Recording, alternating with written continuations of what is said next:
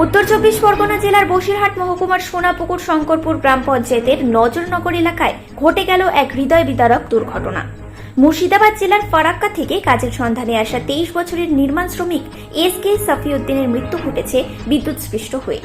স্থানীয় সূত্রে জানা গেছে, নজরনগর এলাকায় একটি নির্মীয়মান জলের ট্যাঙ্কে কাজ করার সময় আকস্মিকভাবে বিদ্যুৎস্পৃষ্ট হন সাফিউদ্দিন।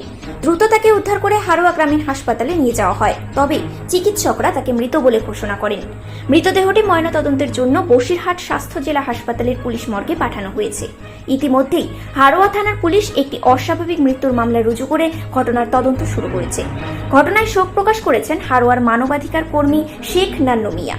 তিনি বলেন, এই মর্মান্তিক দুর্ঘটনা আমাদের সকলকে গভীরভাবে নাড়া দিয়েছে। আমরা চাই তদন্ত সঠিক পথে চলুক এবং সঠিক কারণ উদ্ঘাটিত হোক। Bureau report, news prime Times.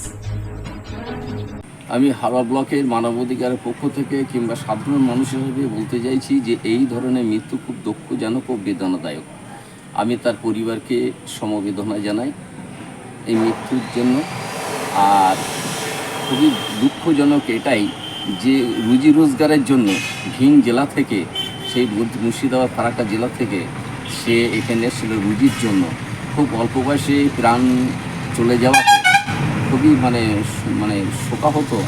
আমাদের কাছে এটা খুবই মানে ভাষাই বলার মতো সেই অবস্থা নেই যে তার পরিবারদের তার সান্ত্বনা বা সমবেদনা জানানোর একটাই রাস্তা, সেই জানাতে চাইছি। আপনার নাম পরিচয়?